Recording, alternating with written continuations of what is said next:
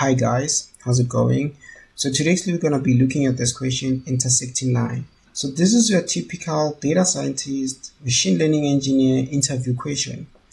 So we are told that we're given a list of tuples where the first element is the slope of a line and the second element is the y-intercept of a line. So we need to write a function called find intersecting to find which line, if any, intersect with any of the other line within a given x range. Okay, so you can think of like this as a line represented in a mathematical way, whereby the first element denotes the slope, the second element refers to the intercept. Then we just need to compare this line with the other lines, and as we compare these lines with each other, we need to make sure that they fall within this x range, right? I hope that kind of like makes sense. Then what we do is that we need to return all the lines that intersect. I'm calling this tuple a line. Yes, that is because of it's a slope and intercept, right? Now the how can we then work out this? How can we solve this problem, right?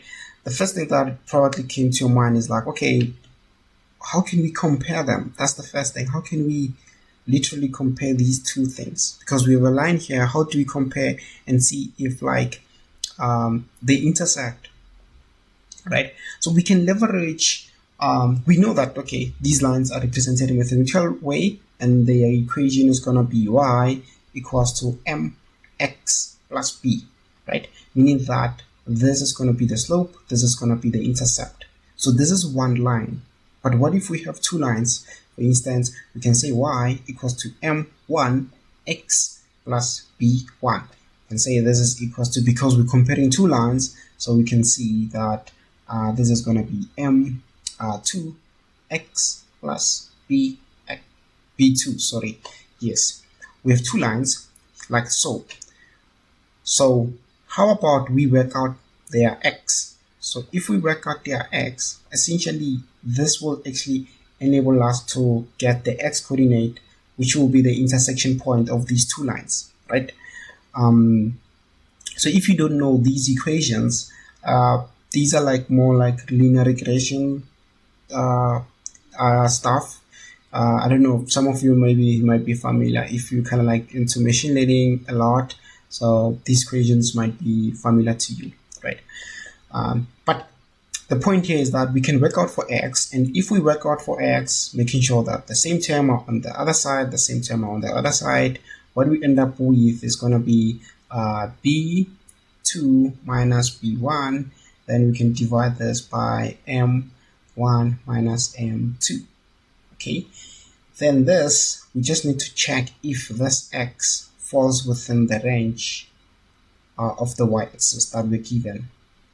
Okay, and that's it, right? That's it. That's how we can find. So essentially this method help us to find the intersection point of any two lines represented by a tuple, right? So we're going to use this. But what if now we think about edge cases? So because we have to divide here by the slope, but what if they have the same slope, right? Meaning that these two lines are going in parallel, so you can imagine that we're gonna divide here by 0. So we need to cater for a situation whereby m1 equals to m2. Then we just need to continue. We don't have to kind of like check here because we're gonna divide by 0. It's parallel. They will never intersect anyway. The slope is going at the same slope. So that's okay. That's an one edge case that we can think about. The second edge case will be, do they want us, if like some of these as we calculate this and we have some of these values, they don't want us to have the same value. Let's say we're gonna have the same element like minus 3,5. Do they want us to only return the unique element, or do they want us to have duplicates? So we're gonna see that in the code and see how we can work out that. But this is just a simple, like, just to check if like they don't want us to have duplicates or they want us to have duplicates. So I think that's that. I'm gonna be solving this in O of n squared because of I need to go through the term complexity on O of n squared because I need to go through each line. I need to compare it with these lines, these lines, these lines. Go to the second line, compare it with this, compare it with this, compare it with this. So something along those lines. So that's what I'm gonna do. If you don't understand still, if you still don't understand, I had a hard time wrapping my head around this. Right? It's a very hard problem. So it's definitely fine. It's normal. Don't feel bad or anything like that. So it can be quite challenging, this type of maths, problem. So yeah, so don't feel bad at all. But I'll try to walk you through the code so that you kind of like maybe you can see some patterns that you can leverage when you're studying and you can see how it works more. Okay, now looking at the code. So you have a table of slope and intercept, and what you just need to return is that we need to return all of the unique lines. So what I'm going to do is that I'm going to set my results in this intersecting set. I'm calling this a set because I want all the unique lines. Okay, we could have made it an array, but because of there could be some duplicates, so hence I'm using a set, which is actually going to help us to only store only the unique tuples. So like I said, we're just gonna loop through the first element, right? You can think of, we're taking this element and we have to check against each one of these elements. So we're gonna say for I in range of length, tuple, yeah, I'm just gonna say tuple, it's fine.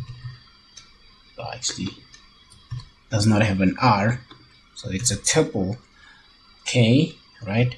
So we're just gonna say for J in range of just gonna go to the next element, which has to be compared against. So you can think of like I have this, which is donated by I, then now I'm going to this J to get it. So I'm just gonna say I plus 1 all the way up to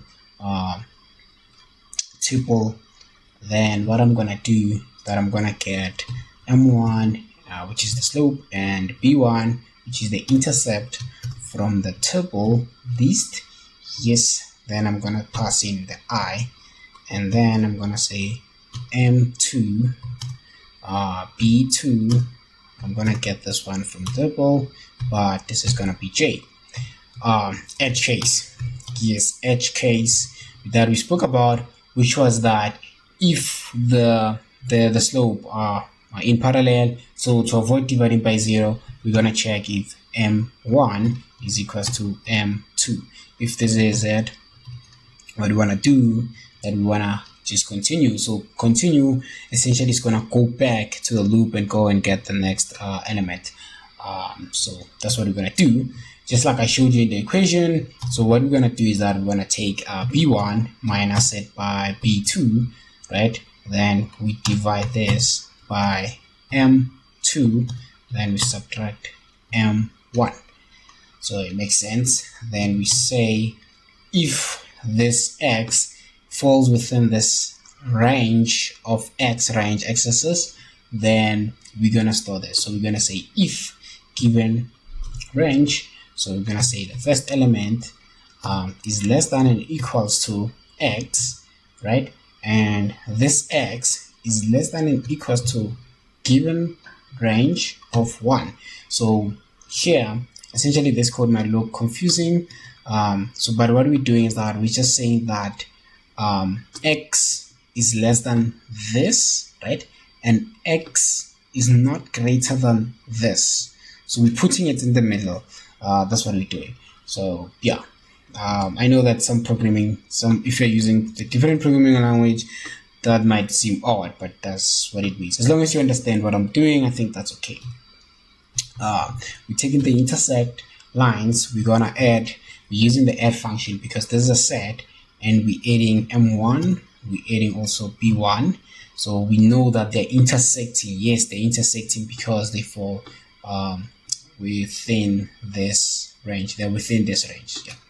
So we're gonna say intersecting lines dot add. We're gonna put M2 and B2.